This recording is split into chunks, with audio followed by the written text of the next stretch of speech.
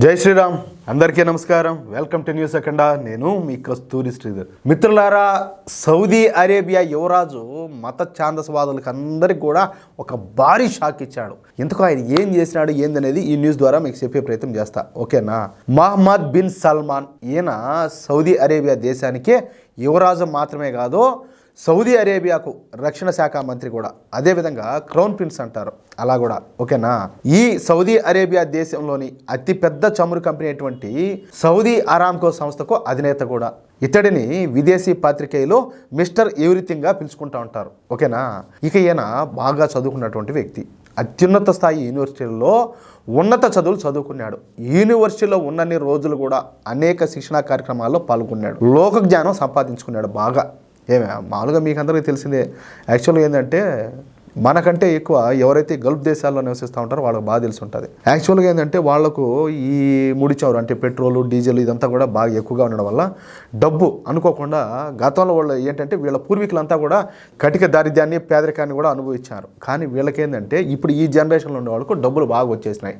ఏది ఈ సౌదీ కావచ్చు, లేకపోతే కువైట్, ఖత్తరు, దుబాయ్, వీళ్ళకందరికీ కూడా.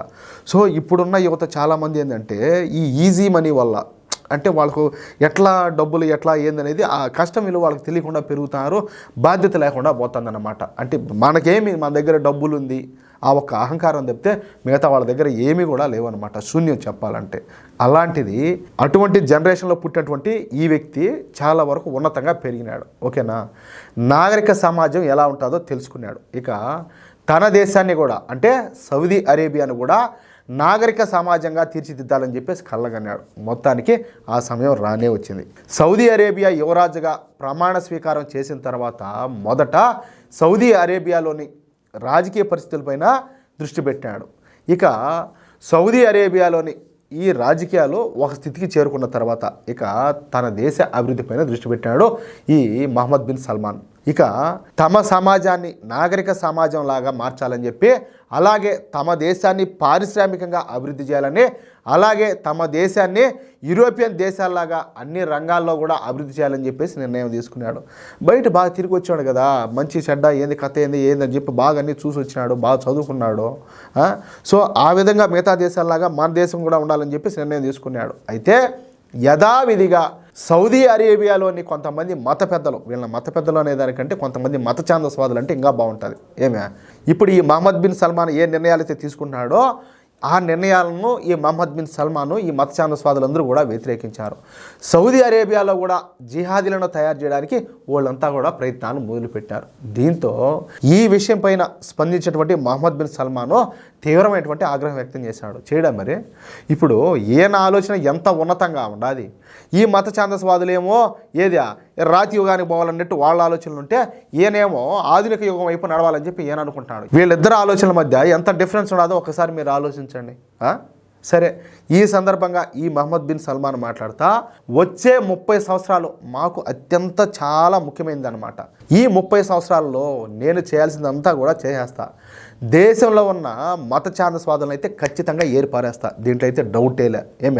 ఉదారవాదం అనేది అన్ని మతాలను కూడా గౌరవిస్తుంది, ప్రపంచాన్ని కూడా గౌరవిస్తుంది, ఆహ్వానిస్తుంది. మేము కూడా అంటే ఇస్లాంను కూడా ఈ ఉదారవాదం వైపుకైతే నడిపించాలనుకుంటున్నాను. సౌదీ అరేబియాలో 70% జనాభా నేడు 30 సంవత్సరాల కంటే తక్కువ వయసు ఉన్న వాళ్ళు అయితే ఉన్నారు. చూడండి, అంటే 70% మంది యువకులు ఉన్నారన్నమాట. తీవ్రవాదంతో వ్యవహరించడం ఏ మాత్రం మాకు ఇష్టం లేదు. రానున్న 30 సంవత్సరాల్లో మా దేశాన్ని పారిశ్రామికంగా అభివృద్ధి చేసిన దేశంగా మేమైతే మార్చుకుంటాం. నా పదవీ కాలంలో సౌదీ అరేబియాలో సరికొత్త సంస్కరణలు ప్రవేశపెట్టబోతున్నాం.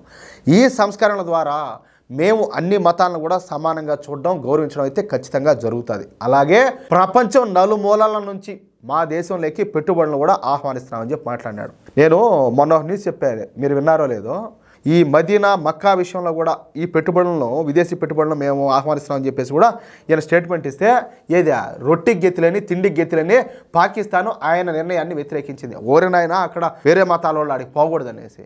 మీరు సరే బాగానే ఉండాలి, మీరేం ఒడ్డేశారు, మీరేం పీకిలు కట్టలు కట్టారు.